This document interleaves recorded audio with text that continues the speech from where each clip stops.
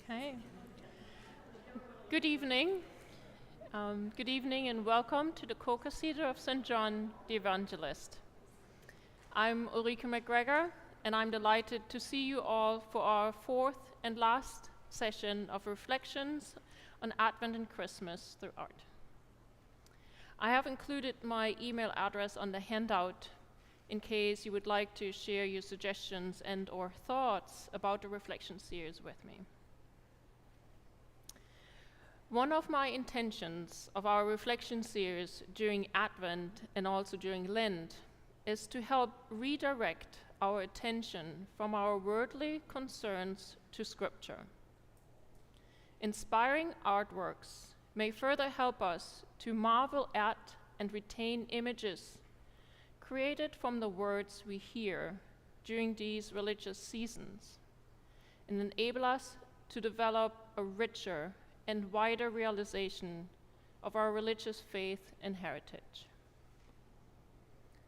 In just a few days, we will gather in our homes or at church around the nativity scenes to celebrate Christ's birth.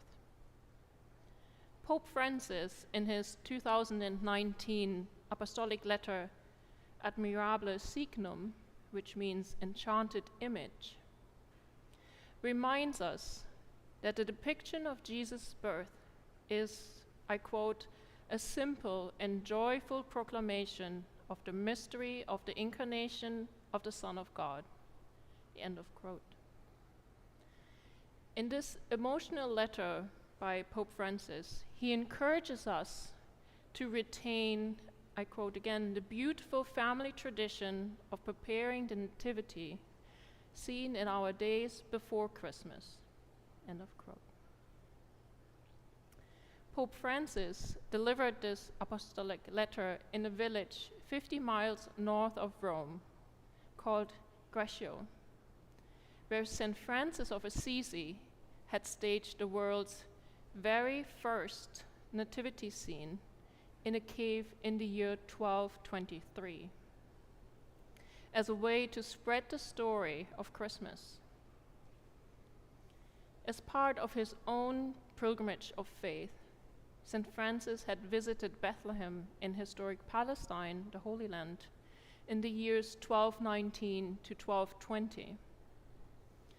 On his return to Greccio in 1223, St. Francis decided to recreate the atmosphere of Jesus' birth scene in that year's Christmas celebrations. It was his way of bringing people closer to their faith through the memory of Christ's birth. So on December 24th, 1223, St. Francis organized a midnight mass that included a reenactment of the events, with villagers playing the roles of Mary and Joseph and a rag doll as baby Jesus. St. Francis even brought along an ox and a donkey to complete the image of Jesus being born in a barn. And here we are, exactly 800 years later, discussing the Nativity through paintings now considered great art masterpieces. In the arts, the representation of the Nativity is one of the most recognizable scenes of Christianity. The Nativity may be surpassed in popularity only by the crucifixion, its historical counterpoint. Nativity scenes recount the birth of Christ and his adoration, which is narrated in the Gospels of Luke and Matthew. Because of the importance of this pivotal moment to our Christian faith, I have chosen 3 nativity scenes from different artistic eras for our reflection tonight. It is wonderful to explore the similarities and yet the differences and how each artist makes us a witness of this awe-inspiring and beautiful moment.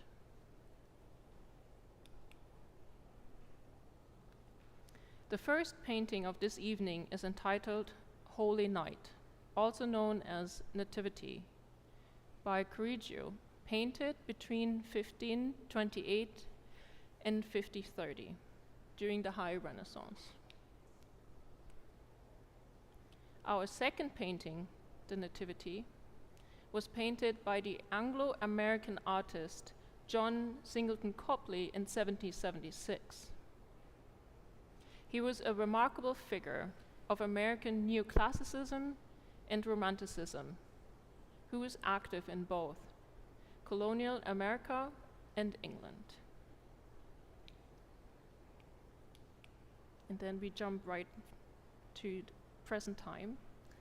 The third and last nativity of this evening was painted by the contemporary American artist Brian Krzesniak in 2006. I believe this painting captures the sacred moment of Christ's incarnation beautifully and offers us many visual elements to contemplate.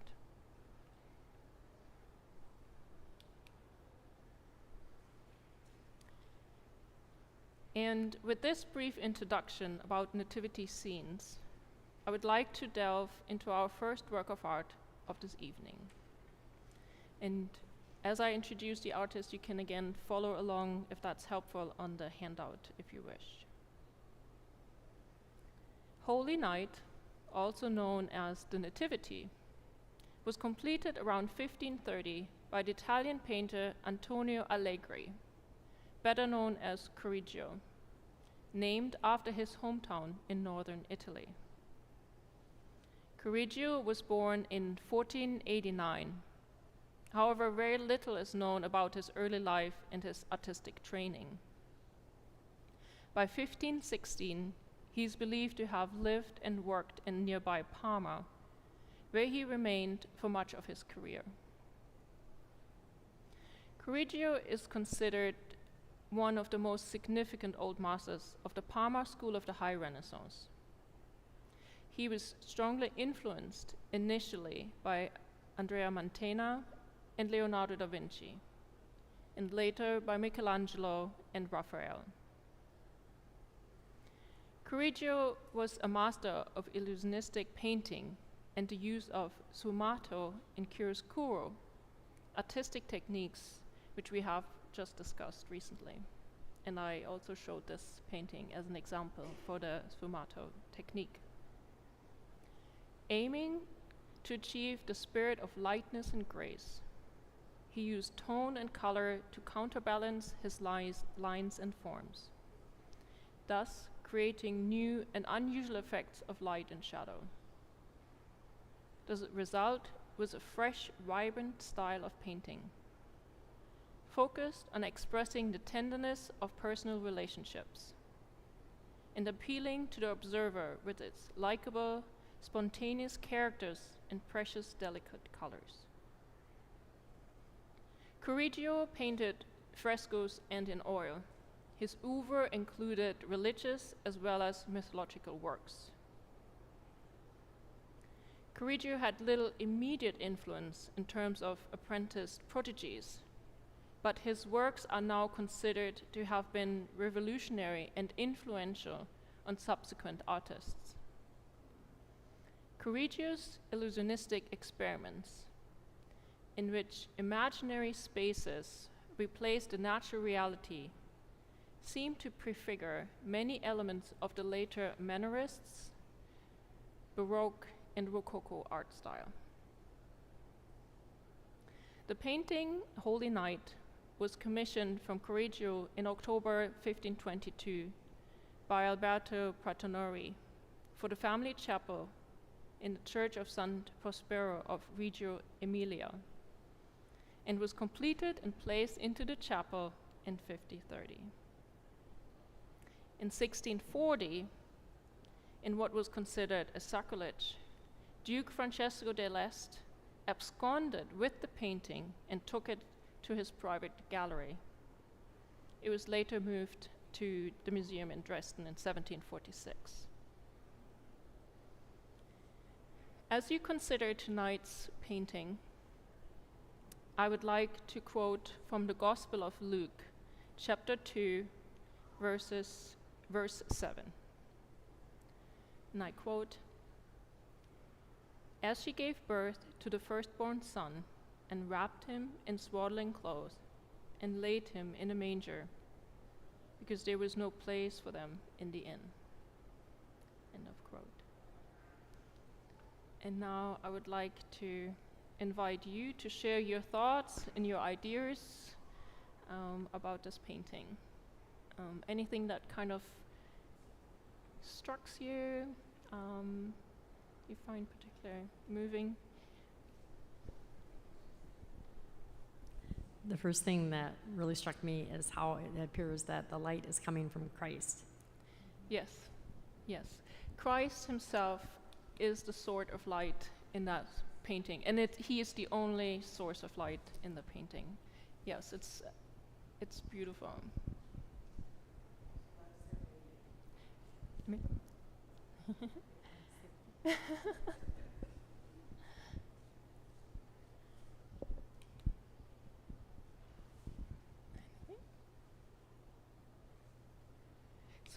So Jesus is the source. He's the light, and he illuminates everything around him, and he pushes away the darkness. He illuminates Mary, she's so beautiful. Again, she's young, but she's just so angel-like, and the light just pushes away further and further, and so we have her in the center, and then we have a small group of figures over here.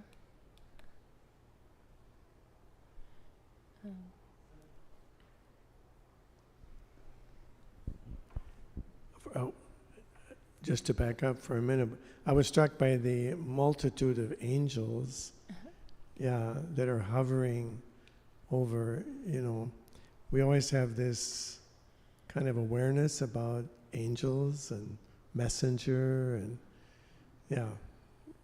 Gabriel visiting Mary. So now we have like a lot of them, which is kind of beautiful. The other thing is it's Joseph with the... I would say Joseph is over here. Okay, and the one on the left with the... This is one of the shepherds. Yeah. So I was just kind of trying to put it... So Joseph is really, in a sense, distant. Yes. Yeah. And I don't know if you remember last year during our Advent series, we had dedicated one of the lectures to St. Joseph.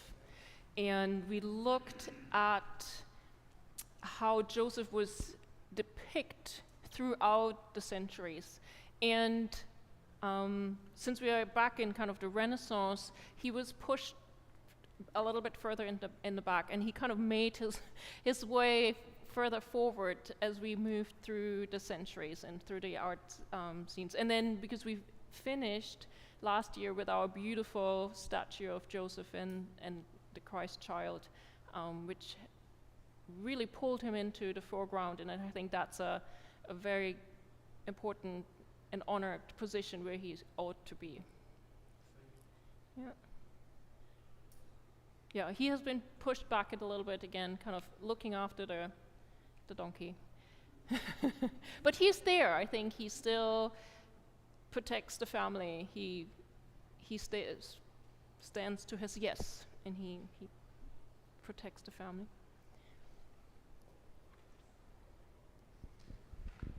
Is the figure in green kind of right underneath the pillar there? Down. This one? Female? Yes. So they are actually usually we see shepherds. In this painting we see one shepherd and two additional women. Yes. So she's a woman. Yeah, it's not often. I don't think I've ever seen that. But I think since we're talking about her, what I thought very interesting, if someone can see her hand gesture. Yeah. Isn't that kind of, Amelia? I just have a passing thought. I mean, they were in an inn. There would have been other travelers around. There might have been women that assisted her with the childbirth. You know, everybody would have been talking about it in the building. You know what I mean? So. Oh no, yeah, I think, and we will actually come back to that, because in our last painting there are two women kind of at midwives helping with the birth. Yeah, we were thinking that it almost looks like the light is too bright for her. Like there's something the light doesn't sit well with her. Yes. So. And I think that's a beautiful image, and we can read about this. I think sometimes Christ or the message of God is just so overwhelming for us that we can't quite comprehend it, maybe. And I think that's what happens to her too. She kind of shields the light. But I think there's often the very beautiful image that the light comes from Christ. Mary reflects the light, and that's why we as Catholics use her to intersect for us. So we pray to Mary, and maybe her message is a little bit softer, and we can work with that a little bit easier. So again, she's kind of. So just lastly, I'm fascinated by the fact on the left is the shepherd. And, the description, I mean, this painter, this creative person, had a certain image about the shepherd. Because we always are talking about them as uneducated and, kind of these very simple people that followed. But this one looks quite assertive and engaged, which is beautiful. Yes. But not like some image of somebody that's just hanging out and doesn't have a lot of conviction this is a real human being that is highly engaged. Yes. And exactly also in my introduction I mentioned that Correggio was kind of leading the way into mannerism, which, if we remember, mannerism is the mannerists, the painting that work in the style of mannerism, love twisted poses and kind of almost into the absurd a little bit, and then they love elongated limbs, and I think we really can see that, particularly in the shepherd. I mean, it's a very twisted pose that the artist chose for the shepherd. And then also kind of leading up here to the angels, they have a little bit of a manneristic feel to them, very, very early, yes. Yeah. As regards the shepherd, may embarrass myself by lack of knowledge here, but didn't an angel appear to a shepherd and tell him, hey, listen, keep an eye out tonight, and right. forewarn him? Yes, exactly. So we in the images tonight, we pull everything together a little bit. It's not quite sequential. Usually, if I would follow the scripture exactly, we would have the nativity first, where most likely Mary and Joseph and maybe some midwives would be there, and then there's the angels go out and announce the birth of Christ to the shepherds and bring them in, and then we kind of usually have the adorations by the shepherds, and then the next step would be the adoration by the Magi.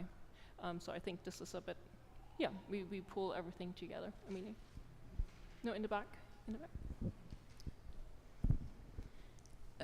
The conversation that's going on the left side, the shepherd and the others, is, I can imagine that they have seen many births, and they're discussing the fact, have you ever seen such a vision? It's just so incredible that they're having quite the conversation around this amazing happening. And it just makes me wonder, do they know the angels are up there? You know, it's like there's so much going on in there. And Joseph is in the background. My sense is that he's protecting the Holy Family from the outside world in that background. Yes, yeah, I think I think that was a beautiful summary. Yes, they probably sense it is something special. Yeah.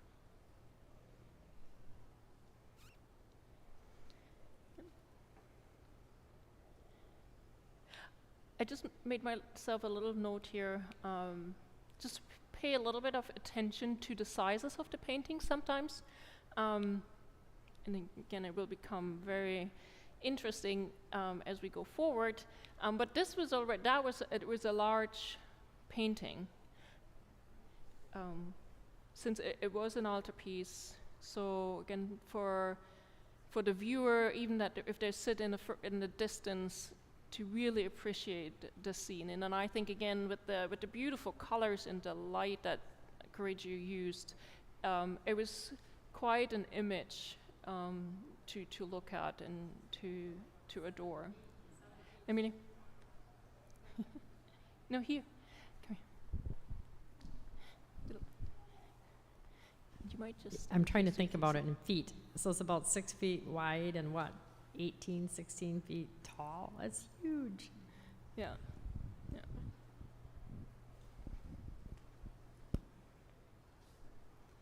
Yeah. And I also, just one thing, there's little things when I look at the paintings that really struck me, and I thought in this particular one is how Mary embraces the baby Christ child, and just her gaze. I mean, there's nothing else in this world, and I think that's very much reflects how a mother feels. I mean, there's just nothing else there, and for her, she knows this is Christ's child, but on the other hand, it's her baby. So I think that comes across as well. So I think that's so beautiful how she puts her arm around, and then we see the little foot there. It's just such a gorgeous little detail. We talked about these guys.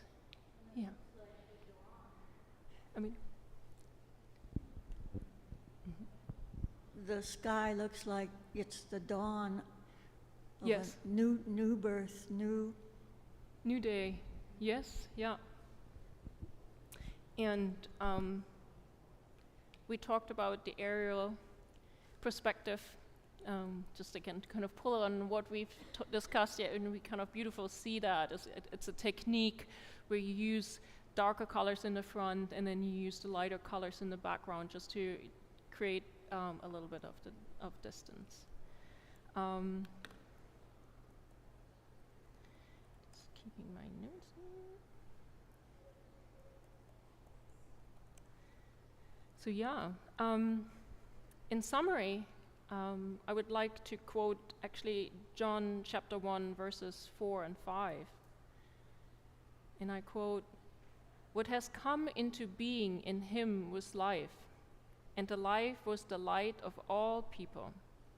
The light shines in the darkness, and the darkness did not overcome it." And I think that's also so fitting for this painting. And I would like to now move on to our second work. And before I leave you, I leave you with my question: do I see the light despite the darkness surrounding our lives?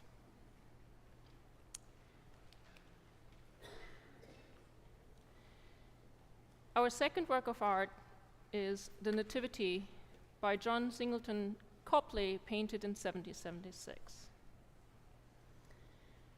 Copley is regarded as one of the most important and talented painters in the period of American colonial art, circa 1617 to 1800.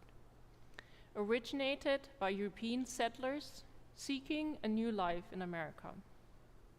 Copley was born in 1738 and received early artistic training from his stepfather, Peter Pelham, an English engraver who immigrated to Massachusetts in 1727 and married Copley's widowed mother in 1748. Copley's artistic talents were extraordinary. He was a bold colorist and represented faces and fabrics in such a realistic style that the sitters seem alive even today. As he became experienced with composition, he combined elements of poses and backgrounds to produce his own version of English portraiture.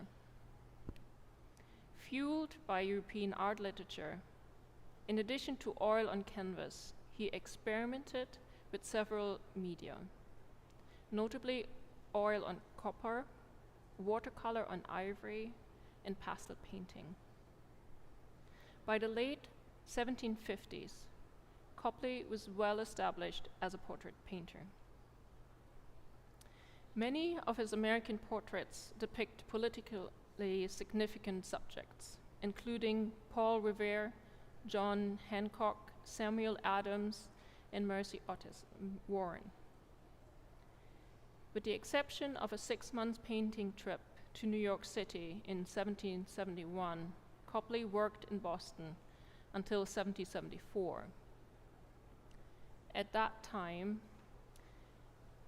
of political unrest that would soon culminate in the outbreak of fighting between the British and the colonists, Copley left for Europe. Copley spent a year in Italy, both studying art and painting portraits and commissioned copies of artworks. And then in 1775, he moved to London and settled there permanently with his family, escaping the hostilities of the American Revolution.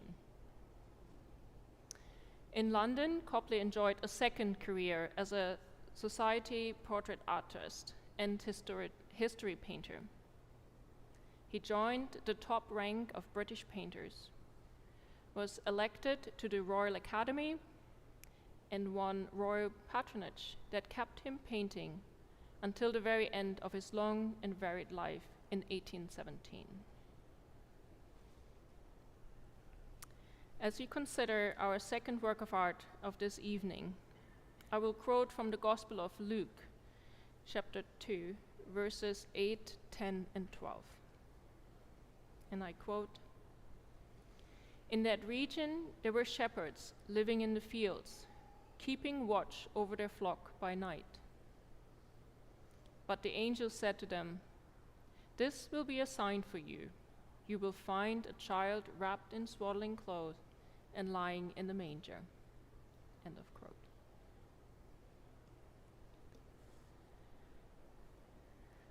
Yes?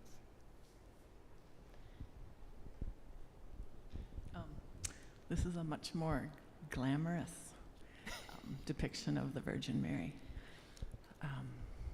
It looks like a page from Town and Country magazine. It is actually. Yet she's all in white, Yeah. and signifying the purity. Yes. Mm-hmm. Yes. She looks like English royalty.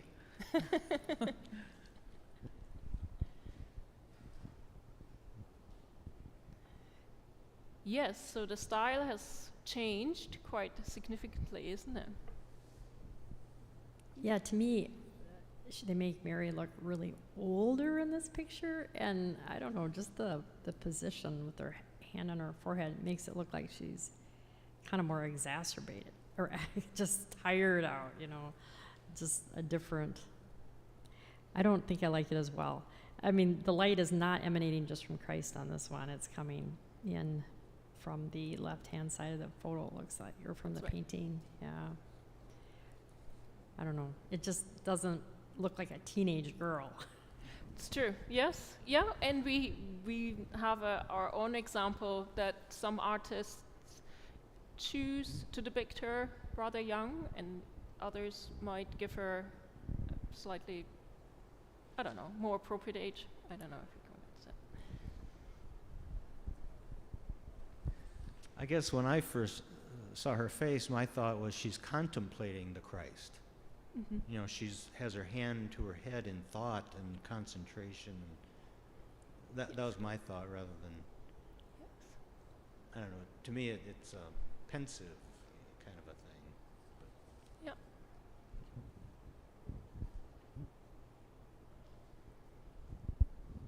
I still think that the light sort of emanates from the two of them, being that they're all in white. And I think this shows more, she knows what's, as the Christ, it sort of foreshadows sort of the future rather than, she knows what's going to happen, what forces will confront them in the future. So. Yes. Yeah. Yeah, I think those are all beautiful observations. Just going to go back. Definitely we have the light coming from the upper left corner in this painting. Because we also see shadows here, and I think we'll talk about the shadows a little bit more. She's in dazzling white. So just because of the white, I think it generates a luminosity, kind of we have the light.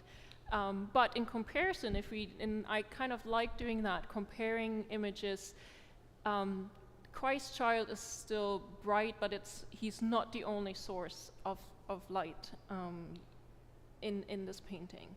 On the remark of how her pose is interesting, is different, and I would say that probably goes back to Copley was painting in the style of neoclassicism, so he probably looked back at Greek and Roman works of art, and kind of the depicting women, particularly in more a reclined position, was very typical. So he might have taken that from the Greek and Roman art. There was a really beautiful. So this painting is at the Museum of Fine Arts in Boston, and while I was looking through, they also have this beautiful study by Copley, where he with charcoal just drew the outlines, how he wanted to position Mary, and with the hand, as she holds her hand, and I think he made some adjustments. I think here he might have had her kind of leaning on her knuckles a little bit, and I think he changed his mind there, bringing out the hands. So I think that's just an additional, besides the painting itself, it's just beautiful to see how an artist works through developing a work of art, and what the thoughts are, and what are the details they're thinking about to implement into their paintings. So I think this is beautiful, and I kind of laid this kind of side by side, so we kind of see her hands, her fingers are kind of stretched out. He probably thought that's a more, convincing position than with this. And I think he flexed the neck a little bit more in the sketch compared to what he did in the end. It's slightly more extended. Mm-hmm. Yeah. Yeah, because that gives them the opportunity to make sure that proportions are right, and that things kind of fit together. That's right. In kind of talking about our shepherds, so this time we have multiple shepherds coming to the scene.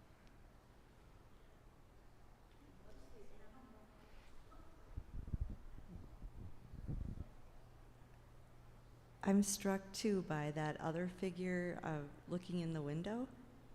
If you go back to the whole painting, Oh, and the whole to me those are obviously shepherds. And then you have the guy with the hat, and his hat is so startling to me. Like, it's very modern, and I'm sure maybe he was wanting to draw in his own time or something, but it kind of drives me crazy having that hat in there.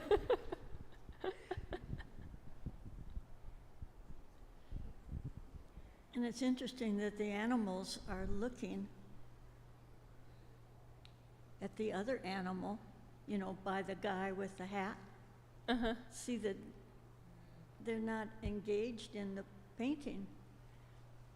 And I think her with her hand, you know, it's like trying to understand what this is all about. Right. Yes. Is Joseph the man in the green? Yeah. Yeah. And again, I think Joseph is going to be a theme throughout our 3 paintings. It's so interesting. I mean, he looks pretty relaxed. He's like just chit-chatting with the shepherds. So we're going to see quite a contrast when we move on to our 3rd painting. Yeah, but I thought so too. Yes, he's there, but he seems to take this quite at ease. He's quite at ease. But yeah, I think Mary, she's so contemplating, and I think what you mentioned, I think she's already thinking forward. She looks at her child, but she knows what's coming in his life. I think that is really very nicely depicted in this painting. Just kind of talking about the shepherds, this shepherd kind of pointing at Mary. I think this shepherd, he's kind of holding up his hands, and I think in my mind, I thought he's referring to their encounter with the angel. He might just say, it's like the angel just came right at us and we were scared. And so I think he's very lively retelling the story of when they were seeing the angel and what happened. Last week we had a dog in the painting, and I mentioned that's always if you take your children or grandchildren to a museum, just ask them to find dogs in the paintings. You're going to be surprised how many dogs are in paintings. And again, we have a dog here, and they stand for loyalty, faith, and fidelity. One thing that kind of struck me, so because we have this very strong light coming from the left, so we have, so Copley was very conscious of making sure he implemented the appropriate shadows. And so the dog actually throws a shadow onto the white cloth. And maybe it's just me, but does anyone see anything in the shadow? I mean, does anyone? Exactly. Yes, that's what I thought. It's the missing sheep in the painting. So we have the shepherds, sometimes you have sheep. This time we have a dog, but I thought so too. I think the shadow really very much looks like a sheep. So again, kind of the Lamb of God. The shaft of light coming from above left, is that like the starlight that the shepherds followed? They were. We could assume. I think it might be. I think it's. We certainly have 2 things going on. We certainly are during the night. We have full moon, but we have this wonderful bright light coming through. It might be the star. It might be a light that God sends to illuminate.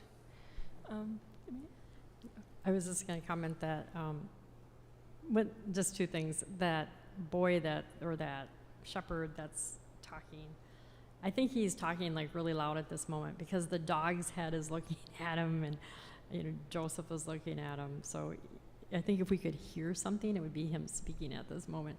And then the other thing I just think is really cool is how they represented that blanket down there.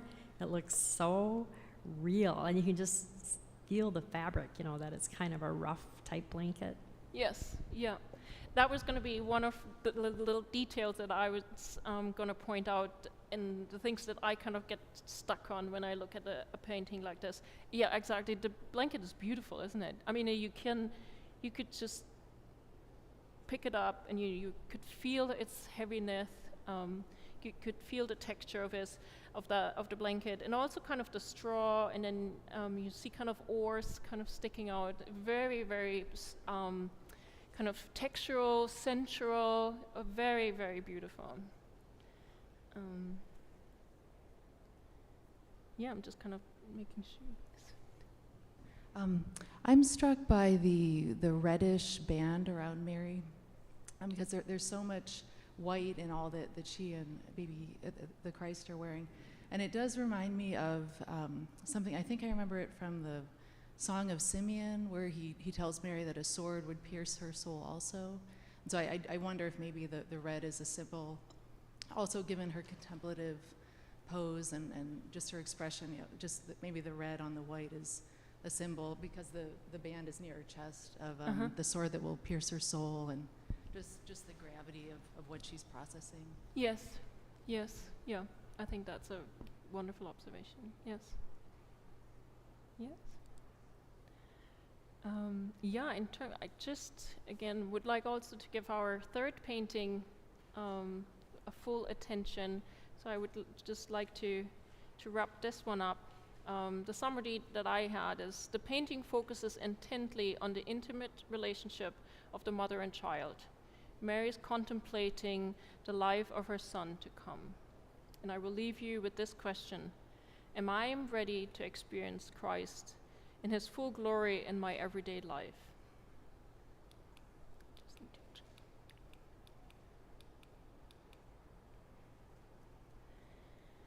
So now I would like to conclude this year's reflection on Advent and Christmas through art with our third and last painting, entitled Nativity, by the contemporary American artist Brian Kashesnik, created in 2006.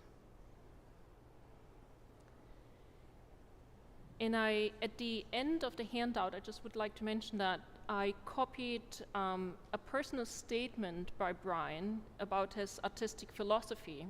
I will not read that out, but I included it because I thought it was quite intriguing and you might be interested in it. And there's also, since he's so contemporary, there's a couple of YouTube videos available where he's interviewed and he talks about his works. It's very interesting. I think his work is very intriguing. Brian was born in 1962 in Oklahoma City, the youngest of 4 boys. Because of his father's work as a petroleum geologist, Brian and his family lived in both the US and internationally, including Angola, Thailand, and Pakistan. Brian initially studied at the University of Utah. After serving as a missionary for the Church of Jesus Christ, the Latter-day Saints in Denmark, he studied art at Brigham Young University, BYU. During his undergraduate studies, he received a grant to study in London for 6 months. And then in 1988, he received his Bachelor of Arts from BYU. Thereafter, he studied printmaking at the University of Texas at Austin, where he received his Master's of Fine Arts in 1991. And now he lives in Salt Lake City, Utah. Brian is one of the best-known contemporary Utah artists, and his work ranges from the mundane to the divine. His religious works engage the human struggle and its consequences. His oil paintings often have whimsical or humorous subjects, and his style has been described as primitive realism. Brian himself characterizes his style as mythological autobiography or an emotional self-portrait. He is influenced by artists, by many of them, but especially by painters such as Chagall, Degas, Modigliani, Klee, and Giotto. Brian's works are in the permanent collections of many institutions, including the Brigham Young University Museum of Art, the Springville Museum of Art in Utah, the collections in Illinois State University and Ohio University also include his works. As we consider tonight's third and last painting, I would like to quote Luke chapter 2, verses 13 and 14. I quote, "And suddenly there was with the angel a multitude of the heavenly host, praising God and saying, 'Glory to God in the highest heaven, and on earth peace among those whom he favors.'" There's much to ponder in Brian's epically scaled painting Nativity, and just to point it out, so, and I didn't make a mistake, it's 7 by 17 feet. So that's a large piece of canvas. So again, we have moved on from the High Renaissance through New Classicism, Realism, into contemporary art. So any thoughts on this? I get a real sense of motion from left to right of the moving through and Yes. having the Holy Family, even a little bit more on the right-hand side. And I think this time, if that is indeed Joseph with the hand on the face, that one looks like, what did I get myself into kind of look. Yes, for sure. He's over here. That was the first thing I saw too, but I also think when you think about childbirth is momentous, especially if you've never been through it before. And I've seen many a dad look like that, and it's almost like they're a little scared, but they're also in awe of what their wife just did. And that's kind of what I see, like, oh my gosh, you just did this amazing thing. And in a much more primitive way than most of us women have ever had to do it. I find the angels in this painting a little frightening. There's so many of them and all of their eyes, and just the huge mass of them that's sort of overwhelming. I mean, angels are supposed to be very powerful, and this massive group of angels look, I think, very powerful, and Yeah. I wouldn't want to run into that. Might be very odd.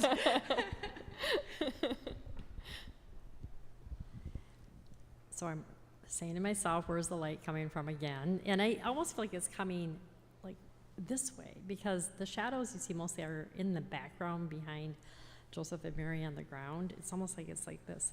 But the other thing that's striking to me is the other paintings, Mary was all white and everything else was colored. Here, the Holy Family's more in color and the rest seems more white.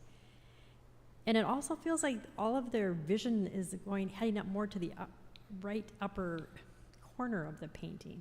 A lot of the angels, that's where they're looking, or even, their gaze and where they're flying. I don't know what that's about. But yeah, and then the dog is having little puppies too, and there's babies scattered in these angels holding babies. Yes, yeah.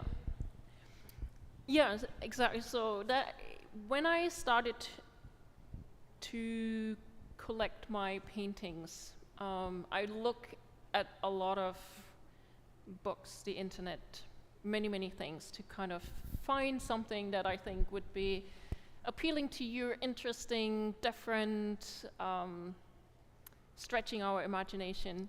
And the more I looked at this, the more you see. Actually, it's beautiful. And since this was painted by a contemporary artist, we know a lot of his thoughts. So some of the things I will say are rephrasing what he thought when he was painting this painting. Very much so. Oh yeah, there's a mass of angel, or he's often calls them witnesses to this birth. And he had painted a lot of the adults, and he found it almost, as you said, a little bit too much. And that's why he started to bring in some of the babies, just to kind of soften the onslaught of angels. But I think there's one of the translations, it's sometimes also used, there is an army of angels. And if anyone follows Bishop Barron on his online presentations, he kind of likes that image of an army of angels that came along to protect Jesus Christ and announce his birth.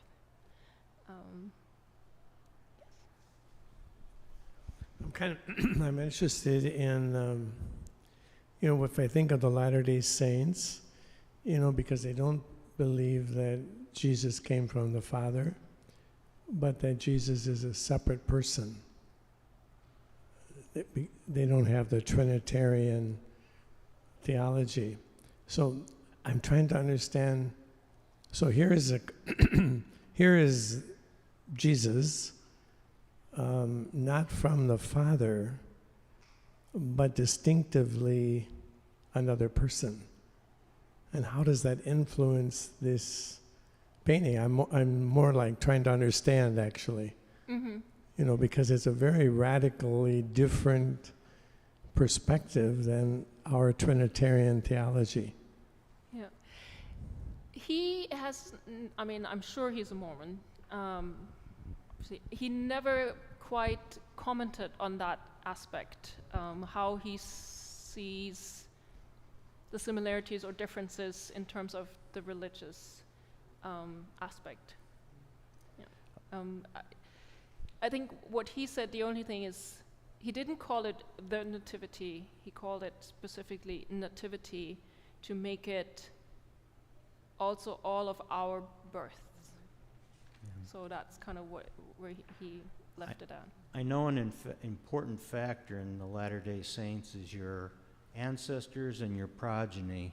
And my thought is that these witnesses are ancestors and progeny, and that's why there's babies and all that sort of thing. They're not the angelic host, they're Latter-day Saint witnesses. Okay. They're not really Christian as we define Christianity, in terms of a Trinitarian Son of God and all that sort of thing. So I would be kind of reluctant to interpret this very well because I don't understand their theology and what they think happens at a birth in terms of who the witnesses are. I know that the ancestors are very important to them because that when you become a god yourself and get your own planet after your death, your progeny, the people left, are the people who will populate your planet. And that's their concept of what Jesus was a fully realized human being who became God through that mechanism rather than by his nature. So, right. Just a thought.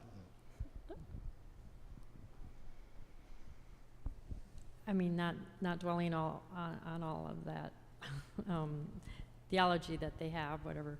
But I was struck that I was thinking that, look at the people in the upper right-hand corner. It's like they're raising their hands up. So I felt like they're seeing God over there. You know what I mean? I feel like there's a whole half of this looking up at something out here that I was thinking was God, maybe. I think so too. I personally very much interpreted with the Christian Catholic background. I think we,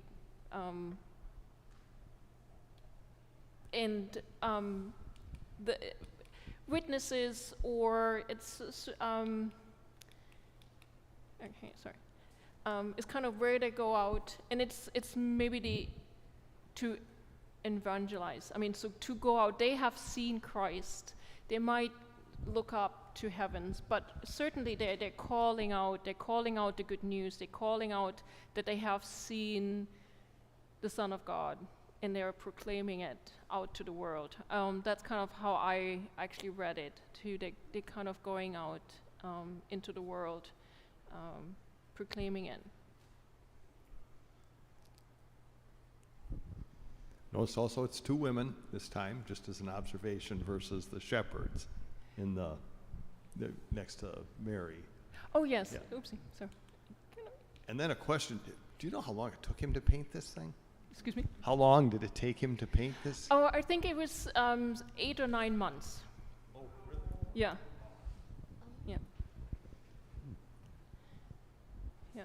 And with him, I think he says it's in an autobiography too. I mean, he has gone through the birth of 2 of his children.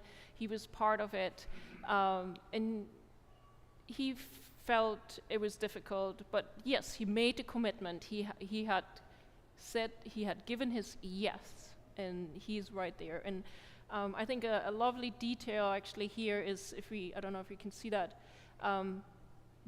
Mary and Joseph are separated by this little barrier.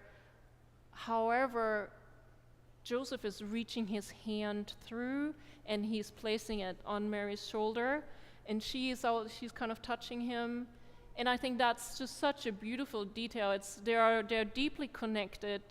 They're probably struggling to realize what just happened to them and how to deal with it, but they are a unity, and they gave their yes to the angel Gabriel, and they will pull through, raising this child and protecting him. So I thought that was a beautiful detail. And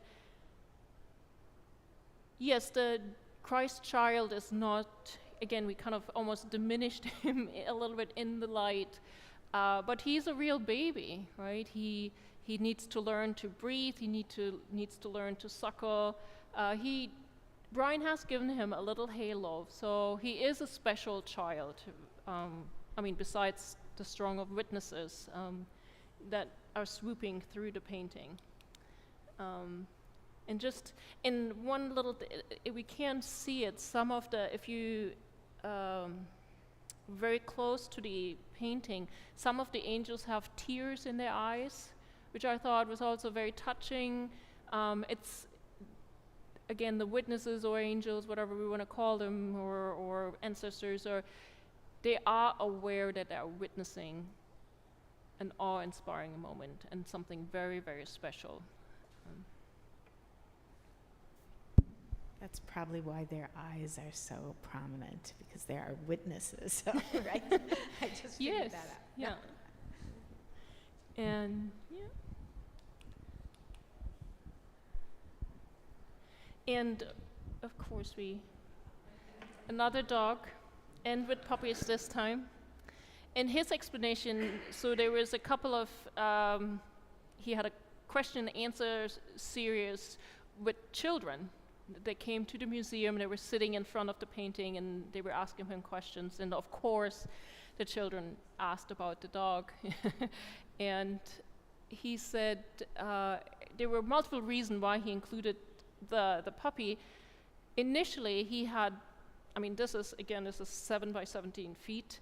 He had made a little sketch that he describes as big as this, where he had recorded his ideas that he wanted to bring out on this huge canvas. And he said on this little sketch, he had included a donkey and an ox, but he got so carried away with painting his witnesses that eventually he found he didn't have enough space to put in a donkey and the ox, so he decided for the dog, again for the same reason, the loyalty, depicting faith. So I think that's a wonderful. And it's 7 o'clock. And thank you very much for coming, and I will leave you with my last question for this season. Will I share the message of God's love with others this Christmas? Thank you very much for coming, and Merry Christmas.